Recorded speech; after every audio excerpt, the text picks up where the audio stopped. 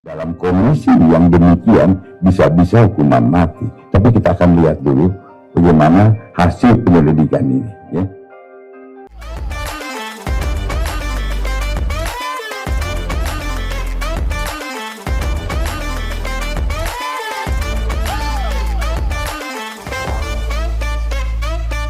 Bro, gimana nih mau lebaran ini? Apa naik nih bro? Suasana begini, belum kita THR, kebutuhan ekonomi semakin tinggi, terus tentang BBM juga. Ini solusinya bagaimana nih? Nyantai-nyantai aja kita nih, relax aja nih. Bro, gimana bro?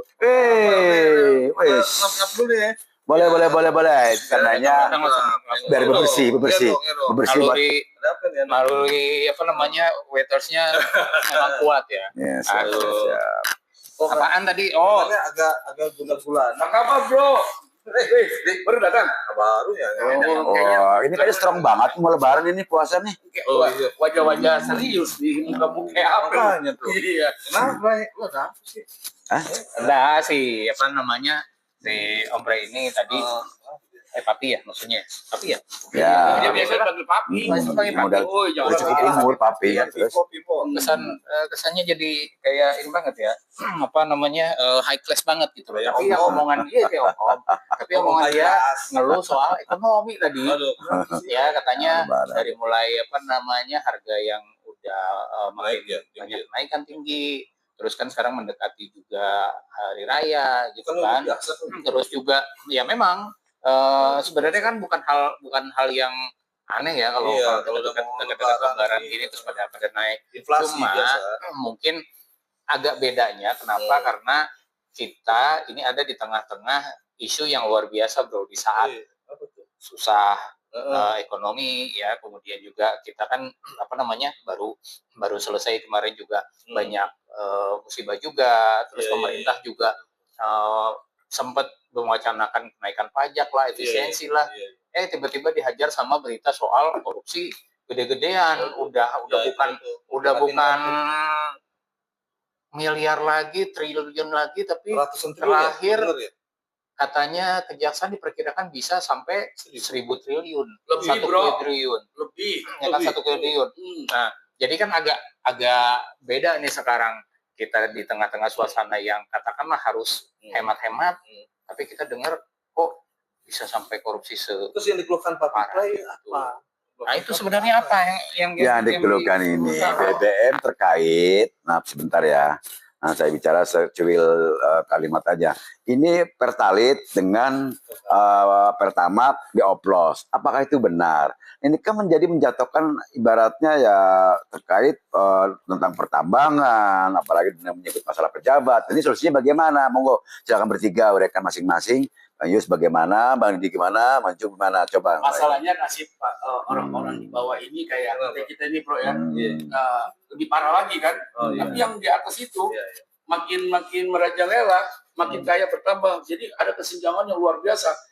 Ibarat lagu, yang kaya makin kaya, yang miskin makin miskin, makin miskin gitu loh bro. Nah ini yang gua maksudkan tuh, masalah korupsi itu luar biasa bro, efeknya bro.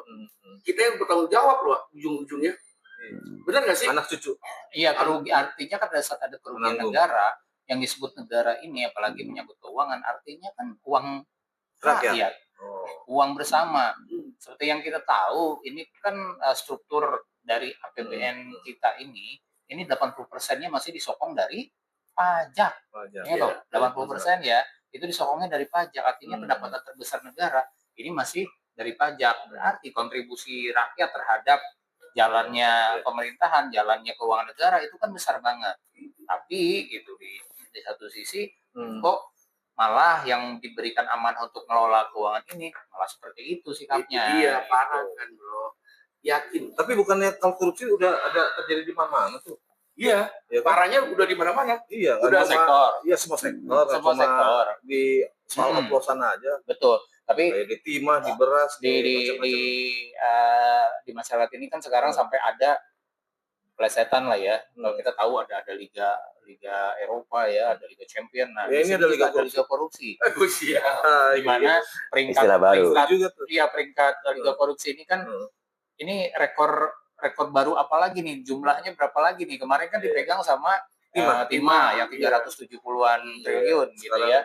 Sekarang tiba-tiba ada lagi nih lonjakannya langsung luar biasa nih, langsung ke hampir 1.000 triliun.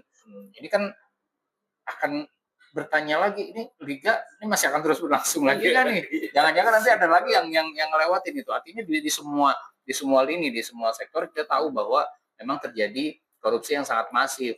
Tapi kalau bicara sekarang jumlah, ini kan jumlahnya luar biasa. Kalau betul diperkirakan sampai 1.000 triliun, ini kan berarti sudah mendekati apa APBN kita nih kalau itu masuk ke negara sebetulnya 1.000 triliun itu ini kan bisa berguna banyak buat masyarakat, yang bisa dipakai buat kesehatan, buat pendidikan, apa segala macam. Tapi kok 1.000 triliun ini hanya dinikmati oleh segelintir orang. Tapi ujung-ujungnya sih, kalau gue sih ngelihatnya gini ya bro, masalah korupsi ini kan ada yang bertanggung jawab dong. Iya, ya mestinya kan haruslah ada pihak yang mestinya bertanggung jawab. Nah itu siapa? Kok sampai lolos gitu?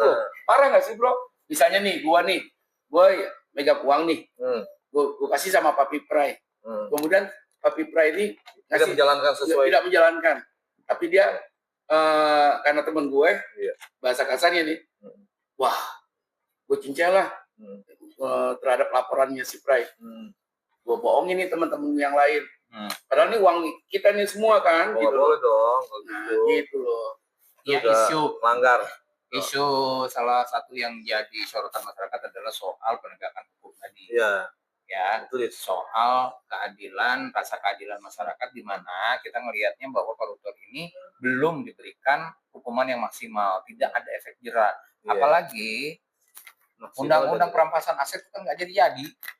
Iya, karena ada yang bilang di netizen, banyak yang bilang, pengamat itu banyak yang bilang kalau yang ditakutin sama koruptor itu sebenarnya bukan hukuman penjara, bukan mati, bahkan sekalipun yang mereka takut miskin. Jadi koruptor itu yang paling ditakutin lebih dari mati itu adalah mereka takut miskin. Berarti mereka tidak takut mati ya, walaupun lebih cenderung seperti itu. Artinya gini, mereka kalau disuruh milih mungkin antara mati atau misalkan miskin, mungkin mereka akan lebih baik mati, karena ibaratnya buat orang-orang yang terbiasa hidup bergelimang harta ini, pada saat mereka miskin, mereka merasa dibunuhnya pelan-pelan. Enggak, caranya mati begini, kayak gue denger tuh di negara mana tuh, yang dia si korupsi ini dibawa ke kandang macan buaya, cemplungin gitu loh. Iya, betul. Itu kan itu melanggar HAM itu. Satu hal yang ekstrim lah ya, satu hal yang ekstrim.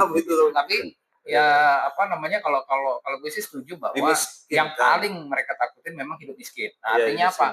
Undang-undang perampasan aset ini harus segera sebetulnya jadi prioritas dari pemerintah, segera diundangkan supaya kebutuhan yang mendesak ini supaya aset-aset koruptor ini memang udahlah, kalau perlu sampai ke keluarganya semuanya asetnya ya ambil gitu loh. Ini kan salah satu bentuk untuk membuat mereka ada efek jerah. Cuma pertanyaannya begini, kalau misalkan si undang-undang perampasan aset ini tidak jadi atau belum juga diketok oleh anggota Dewan DPR yang terhormat ini, ya kan, terus apa dong tindakan kita untuk menjadi bagian pengawasan daripada korupsi yang merajalela seperti ini? Selama itu belum ada, mungkin ya diefektifkan para penegak hukum ini, mungkin seperti Pak Presiden bilang ya, kejaksaan, pengadilan gitu ya. Hukuman 50 tahun gitu ya, mungkin maksimal, betul maksimal gitu loh. Kita kan selama ini melihat ada ketimpangan yang sangat jomplang gitu ya, antara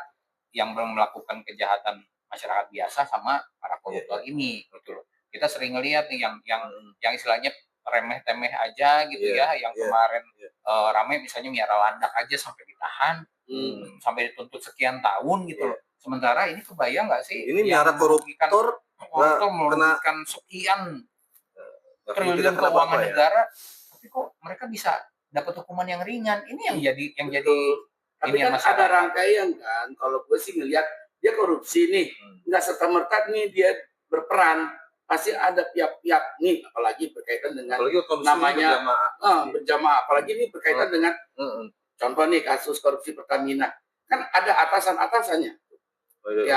atasannya menteri siapa kan gitu. Kecolongan logikanya masuk nggak sih? Bisa kecolongan. Gua aja nih misalnya sebagai wartawan nih, ada info dikit, gue bisa coba cari tahu nih. Oh ternyata ketahuan kan kebablasan begini sampai 1.000 triliun kan? Iya. Diperkirakan 1.000 triliun. Miliaran aja bisa ketahuan, apalagi triliunan gitu loh. Agak mata ya. Agak susah dipercaya kalau ini hanya melibatkan segelintir orang. Iya. Ini kan berarti sebetulnya ada suatu jaringan besar, ada mafia besar yang isinya juga bukan kaleng-kaleng gitu ya, yang memang terlibat di dalamnya. Nah ini yang konon kabarnya gajinya juga nggak kaleng-kaleng. Iya, sebetulnya kan kalau ada istilah ini supaya nggak korupsi tinggiin gajinya, ternyata kan nggak ngejamin juga bro. Ya namanya manusia kadang-kadang gitu. Nah, menurut saya gini ya, maaf. Untuk langkah yang terbaik ke depannya supaya aman dan nyaman negara ini seperti apa? Kita hanya bisa ayo kita bersama, banyak teori-teori yang sudah dijalankan. Tapi ternyata gagal juga dari presiden ke presiden, silih berganti begitu. Isinya gitu-gitu. Semua teoritis semua. Nah, kita tinggal memperhatikan apa kita dirubah dari Pancasila menjadi komunis atau kalau dari komunis menjadi apa? Kan Pancasila itu kan dengan tidak jauh dengan keimanan dan ketuhanan. Nah, kalau umpamanya kita tembak langsung korupsi, bunuh mati, otomatis kan berubah dari Bhinneka Tunggal Ika maupun dari Pancasila. Nah, itu seperti apa? Monggo silakan. Artinya maksud itu kita harus keluar dari pakem nggak mau. Nah, itu dia. Biar maksimal. Jadi jangan sampai kita nembak korupsi kita dianggap melanggar HAM gitu. Iya. Karena itu kan Pancasila. Pancasila kan ibaratnya nggak boleh ada hukuman mati kan sebenarnya kan. Nah itu dia berubah. Nih bagaimana nih? Nah, kita kan masih mengikuti selain dimiskinkan. Positif ini artinya apa harus dinikmati pelan-pelan? Ada jelas-jelas di undang-undang masih diatur semuanya tentang tindak pidana korupsi. Ya. Juga soal hukumannya, ya tentang sanksi-sanksi yang diberikan. Sebetulnya bukan pada soal aturan hukum, tapi pada penegakan hukumnya. Nah. Sama orang-orang yang ada di dalamnya gitu loh. Jadi hukumnya ini sebetulnya secara struktur ini hukum sudah bisa mengakomodir, tapi yang ngejalaninnya nih gitu kan banyak kan adalah cincai lah.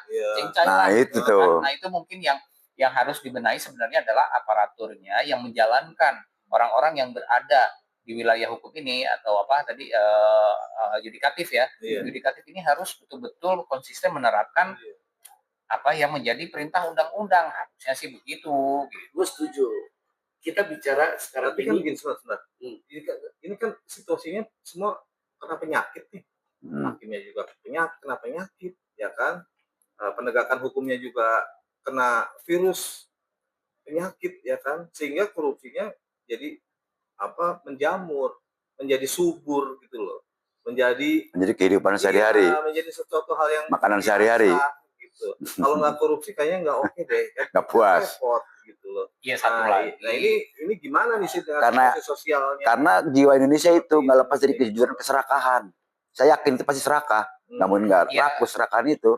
Itu juga terus gini juga tadi setuju soal sanksi sosial tadi. Ini kan masyarakat kita sekarang masih cenderung permisif sama yang namanya korupsi, tindakan korupsi masih. Buktinya apa? Coba dilihat mantan-mantan koruptor itu apakah ada yang hidupnya susah, maksudnya susah dalam arti dijauhi masyarakat atau apa? Enggak. Begitu mereka selesai ngejalanin hukuman, ternyata masih punya masa yang banyak, bahkan masih bisa jadi pejabat, masih bisa jadi anggota legislatif. Masyarakat sekitar yang ada di lingkungan mereka, ketika kita tahu mereka itu melakukan korupsi, kebanyakan masyarakat bilang, ya kita kan udah ngerasain juga ininya dia waktu dia bagi-bagi kita makanya gitu maksudnya selama mereka kecipratan mereka sih nggak akan menjatuhkan sanksi sosial. Nah ini yang mungkin harus dirubah persepsi masyarakat juga, jangan sampai permisif nih terhadap tindak korupsi. Iya sih, cuman gue melihatnya sekarang ini bro, tadi kan disinggung sini sama Pak Pincu nih terkait dengan beberapa pihak. Kita nih banyak loh pihak-pihak yang berkaitan dengan contohnya korupsi ya. Wakil rakyat semestinya apa coba? Mestinya merakyat, jangan tidur waktu sudah itu dia. Bisa kebablasan juga. Masa sih jangan tidur ya. Controlling itu nggak ada dari wakil rakyat, parah nggak? Gimana ya kan? Setiap apapun kan pasti diketahui sama si wakil rakyat. Misalnya anggaran, misalnya rencana pekerjaan. Kok diem doang nih? pas ada masalah baru muncul gitu loh. Ya mungkin karena pada saat pembahasan itu tidak jelas siapa bohirnya, bohir undang-undang itu siapa, sehingga perlu pasal-pasal yang rigid nggak untuk mengatur supaya koruptor ini bisa jerak. Jangan-jangan, ya gue sih curiganya gitu aja sih, jangan-jangan ini ada bohirnya juga biar nggak hukumannya nggak terlalu kenceng, sehingga korupsi masih bisa tetap berjalan. Itu masih bisa ada kompromi-kompromi. Jadi maksud bohir, sorry, kan ada nggak semua masyarakat tahu bohir itu apa itu? Bohir tuh maksudnya inilah apa sponsor lah. Oh iya, yang Sponsor promosi. buat undang-undang kan Badannya Bandar, ya. Bohir Oh. gitu. Itu yang gue dengar sih begitu. Nah soalnya kan buat masyarakat ya dalam mengerjakan atau mengetuk undang-undang aja udah ada urusan apa ya transaksi gimana? Ya Undang-undang kepentingan ini, ya, ada kepentingan, ada transaksi itu semua. transaksional Hasilnya gitu kan. transaksional. Fungsi pengawasan ini yang masih belum efektif. Kan salah satu fungsi dari legislatif itu kan salah satunya fungsi pengawasan anggaran yang mereka ketok kan gitu ya. Nah ini yang fungsi pengawasan ini yang masih belum maksimal. Masyarakat melihatnya ini gue punya wakil rakyat tapi mereka ngapain aja sih sebenarnya? Nah, Itu dia. Apa yang diawasin gitu? Siapa yang diawasin terus apa hasilnya? Nah ini yang jadi tanda tanya besar. habis yang diawasi juga dipilih terkait dengan uang juga. Iya. Gimana dong? Jadi Ya waktu calonkan diri juga pakai jor-joran ya bro. Nah itu yang Parah juga ya. ini. Tapi Ini ada yang hal yang menarik nih. Gue dapat info dari temen. Kalau dia mau jadi wakil rakyat, nantinya nggak semudah itu. Dia harus dengar-dengar nih, harus ada nih suatu jaminan garansi nih dari si calon wakil rakyat untuk terpilih, bahwa kalau dia melakukan tindakan yang merugikan, maka bukan hanya dia siap dicopot untuk mewakili rakyat, tapi juga uang yang dia jadi jaminan misalnya nih bisa dihilangin gitu loh, bisa dirampas. Jadi biarkan wakil rakyat yang terpilih itu benar-benar yang berkualitas kali ya, mungkin nggak seperti itu. Ya selama sistem demokrasi kita masih menggunakan sistem seperti ini ya, di mana ongkos politiknya mahal, ya konsekuensi ongkos politik mahal ya memang pasti gitu loh, kan rawan sama yang namanya tindakan untuk mengembalikan modal kan gitu loh. Jadi ini seolah jadi betul-betul adalah transaksional investasi, di mana investasi ini kan harus balik kalau logikanya digunakan seperti itu gitu loh. Kalau pengabdian ini kan beda lagi, kan harusnya kita berpikir bahwa anggota dewan ini, wakil rakyat ini kan harusnya sudah selesai dengan hidupnya. Maksudnya selesai dalam artian selesailah dengan urusan ekonominya gitu ya. Jadi mereka sekarang waktunya untuk mengabdi kepada masyarakat supaya masyarakat ini betul-betul suaranya didengarkan oleh mereka. Tapi kan dalam kenyataannya masyarakat kan masih melihatnya ini bukan semata-mata mereka mewakili, ini adalah investasi mereka untuk bisa memudahkan mereka juga mendapatkan keuntungan gitu loh. Jadi embel-embel anggota dewan atau wakil rakyat ini digunakan lagi untuk mencari proyek agar politik yang mahal ongkosnya tadi bisa balik. Iya. Nah ini kan jadi satu lingkaran setan. Ya. Udah jam berapa? Jam 5. Bukan, ini kan ujungnya juga sama. Politik itu kayak dijual belikan gitu loh. Karena menanam itu calon legislatif segala macam kasih ngeluarin duit. Nanti balik berapa? Kan kayak dihitung jual beli tumbalnya tuh. Coba ya kan? Nah, itu dia. Politik kita politik transaksional. Ini yang jadi PR bersama lah gitu ya. Harusnya entah gimana ini harus dirubah mindset dari semua pihak, termasuk juga mindset dari rakyatnya nih, dari masyarakatnya harusnya juga udah mulai berubah. Mereka melihat seseorang itu yang ditunjuk jadi wakil rakyat itu harusnya dari sisi kualitas ya, dan kemampuan mereka untuk membawa aspirasi dari masyarakat itu, bukan semata-mata karena ya mereka bagi-bagi bagi-bagi uang gitu ya, sebagai politik uang atau money politik gitu. Nah itu yang harus diberantas lebih awal sih, harusnya itulah money politik yang akhirnya melahirkan politik biaya tinggi yang ujungnya adalah melahirkan para koruptor gitu. Tapi saya ada tambah nih, beda dengan di Belanda nih. Bukan saya dengar lagi. Nah, di Belanda itu ya insya Allah lah menyelam. Nah, di Belanda itu penjara itu kan sepi, politik itu tertib, ya kan? Nah, Itu berarti kan ketahuan udah ada contoh buat Indonesia itu. Tapi kenapa nggak? Padahal Indonesia kan dijajah Belanda kan lama banget tuh. VOC berapa 350 tahun, 320 tahun berapa itu. Nah itulah salah satunya kan dibandingkan dengan kita dengan negara yang lain lah istilahnya ya kan. Nah bagaimana cara menyikapinya? Sebenarnya kan ada salah satu itu. Cuma kesadaran manusia itu belum ada sama sekali sampai sekarang ya kan. Semua hanya dapat teorinya ada keinginan aja. Mentok-mentoknya ujungnya apa coba? Kandas juga kan, tetap korupsi lagi itu aja kan. Canggih juga bro ya. Nah? Iyalah. Padahal kalau kita bicara pembanding, banyak pembanding lain ya. Nah, kalau pilih Belanda sih bro. Mana di Belanda ada penjara? Sepi kosong, nggak ada penjara. Soalnya udah. Anak itu. Tapi isinya dikit. Di kita kebagi, sebaliknya. Kita ke penjara malah antri gitu. Pernah dijajah sama Belanda, makanya ada juga Gen Z gitu ya, generasi yang sekarang bilang apa mendingan kita balik lagi aja dijajah sama Belanda. Daripada dijajah, bukan. Dijajah sama pejabat kita mau gimana? Kita mau dijajah sama pejabat, akhirnya terjadi apa? Bisa timbul perang saudara. Bisa nggak? Iya, yang seneng siapa? Orang luar, malah negeri kan itu. Jadi sebuah anekdot atau jadi sebuah sarkas ya. Aja. Apakah kita harus mengimpor pejabat dari luar sana supaya Indonesia bisa rapi? Gitu kan? Cuma pemain bola aja. Nah, jadi dinaturalisasi pejabatnya ya. Kita pakai pejabat impor aja gitu supaya ya udah untuk merapikan Indonesia lah. Nanti kalau udah rapi baru mereka nanti dikirim lagi ke negara asalnya. Iya, kayaknya kurang jam terbang ya pejabat kita ini ya. Jadi perlu kita impor. Kayaknya sih perlu deh. Iya. Kayak pemain bola, jangan cuma impor pemain bola aja ya. Iya. Biar makin pejabat ya penting. Terus politik ya impor juga. Iya. Harus gitu kali. Negeri importir. Iya. Apa kan kita negara importir kita. Kayak kasus kemarin tuh, gue dengar katanya impor bahan mentah dari luar, padahal bahan baku di dalam masih ada. Wah, sekarang modelnya impor kali.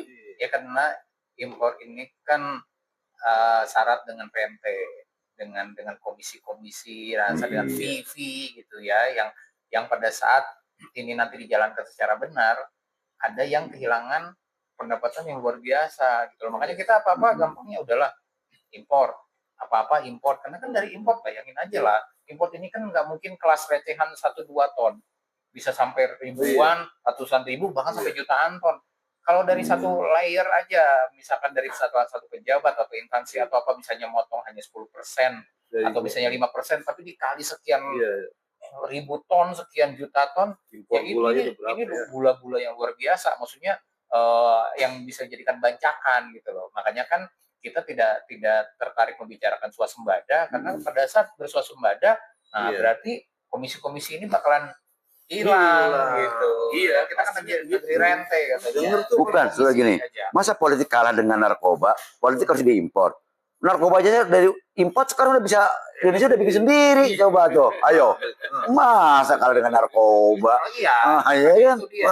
Jadi politik harusnya lebih buat dari itu narkoba. Jangan, maksudnya gini. Jadi politik itu tetap harus dari kita, murni dari Indonesia, sesuai dengan Undang-Undang 45, sesuai dengan garis Pancasila. Itu aja. Nah, iya. Kalau situasinya kayak gini nggak bisa berubah, ya udahlah. Itu kan cerminan dari keputusasaan dari masyarakat ya, yang kayaknya susah lagi nyari sosok yang bisa dipercaya untuk menjadi pejabat pemerintah. Makanya mereka bilang udahlah kalau kayak gitu mendingan impor aja deh. Iya, kadang di Indonesia itu kira-kira bisa kita naturalisasi, biarkan dia jadi pejabat ngatur Indonesia ini gitu. Di Indonesia itu kebanyakan, bukan kebanyakan lagi, rata-rata maling teriak maling gitu loh. Kadang-kadang makanya kan kita mau satpam udah bekas maling aja kita malah aman gitu loh. Udah korupsi udah tahu barang dalam dalam juga kan. Ngobrol-ngobrol soal naturalisasi pejabat misalkan ada ya.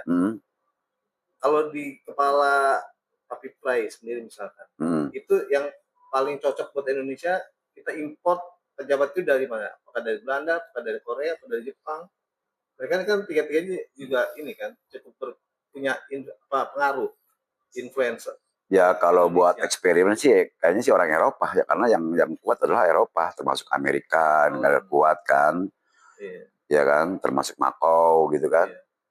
Tapi gue sih cenderung Korea Utara deh. Gue ngeliat tuh pimpinannya. Walaupun Korea Utara walaupun ateis, tapi disiplinnya kuat loh. Ateis kan loh, bener serius ada beberapa Korea itu. Itu yang namanya mereka menerapkan walaupun tidak ada agama tapi bagus komunis gitu loh. komunis beda dengan ateis lah. Nanti Ini kalau Nggak ada enggak sebenarnya ada ateis nggak kalau beragama. di Korea Utara nanti udah Amerika marah.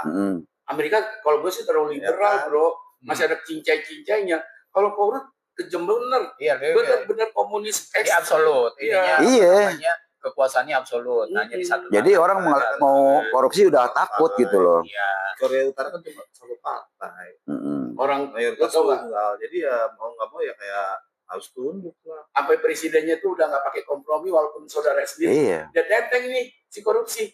Akhirnya dikemplungin ke kandang macan gitu. Iya, atau dikasih makan buaya. Kasih makan buaya. Ya itu gitu. Dia nggak perlu kompromi lagi udah. Ya, dia tidak karena ya siapa yang mau melawan, maksudnya siapa yang mau mempertanyakan kebijakan dia adalah kebijakan absolut ya. Nah, di kita ini mungkin tidak se ekstrim itu, tapi kalau dibilang harus tangan besi, sepertinya memang harus tangan besi. Tangan besi di sini dalam artian kita butuh orang-orang yang memang punya idealisme, punya ketegasan yang tinggi untuk betul-betul menjalankan hukum ini sesuai dengan yang disyaratkan gitu loh. Nah itu yang diperlukan tuh tangan besinya bukan model korut gitu, tapi tangan besi untuk nih siapa yang salah ya udah hukum gitu loh. Tapi kalau kayak jangan begitu, kompromi. Kalau kayak begitu masih ada kalau nggak pakai tangan besi yang absolut kayak negara korun itu Tetap aja. Ini harus actionnya benar-benar action gitu. Iya. Tetap harus actionnya benar gitu loh. Bahasa kasarnya gini loh. Kita harus benar-benar kalau kita berjalan tuh hijrah totalitinya itu harus benar-benar biar Indonesia ini lebih baik dari Kalau yang ibarat kemarin. kita berhenti ngerokok jangan cuma sebatang-sebatang. Nggak sebatang, betul. Langsung Total. satu bungkus total. Satu bungkus. Bukan begitu Pak Iya. Fitra? Iya betul. Iya. Tapi masa kalah dengan tawuran? Orang tahu di pedang beneran. Kemarin berapa orang yang meninggal juga. Iya. Nah ini tentang politik, tentang BBM, tentang korupsi. Masa tidak lebih daripada Kita kalah sama orang tawuran, di pancung. Arab ya. Ya, dia masalah pancung. Jelas-jelas itu akan di muka orang banyak. Orang salah, lehernya di pancung. Iya, udah deh. Kita harus benar-benar deh lakuin. Ya pokoknya harus benar-benar tegas lah ya. Ya pelan-pelan juga saya yakin masyarakat makin pintar kok. Nanti akan ada satu mungkin ya akan ada satu gerakan di mana rakyat ini memang sudah di titik yang cukup cukup ekstrim juga lah ya, bahwa ini Indonesia harus berubah gitu, pejabatnya juga harus berubah, gerakan yang tetap tertib, maksudnya jangan juga kita ngomongin soal chaos ya, soal rusuh atau apa, jangan juga lah, karena kalau rusuh gitu yang sengsara siapa sih? Ya kalau yang punya duit mah gampang tinggal lari selesai, atau mereka masih punya cadangan apa segala macam, tapi masyarakat kecil mereka mau apa kalau terjadi kerusuhan atau apa? Kita tetap harus membuat perubahan ini tentunya dengan disesuaikan dengan kultur negara kita juga gitu loh. Jangan rusuh-rusuhan juga lah. Kadang-kadang orang enteng aja bilang udah lah rusuh lagi kayak 98. Lah dikira enak kayak begitu 98 ya. Enggak lah gitu. Tidak harus mengorbankan rakyat juga gitu. Yang kalau udah kayak gitu kan yang dikorbankan paling banyak ya rakyat lagi. Iya. Ya, Udahlah Pak Pius. Ya, harus udah bentar lagi aja. Kami juga mikirin nih. Iya harus dengan buka puasa. Buka puasa juga. Ya ini obrolan Relax santai aja, obrolan santai aja. Tidak ada kesimpulan, tidak ada apapun ini cuma undang-undang dari rakyat biasa ya, dari selaku rakyat yang memang bukan ada di wilayah kekuasaan, tapi kita ini mengobrolkan soal situasi negara kita saat ini ya. Itu aja ya. Oke. Siap. Ayo ketemu lagi ya. Amin. Kita ngobrol lagi ya. Thank you bro ya. Oke, thank you. Thank you ya. Ya, Dia sempat buka puasa. Siap. Oke, thank you. Oke.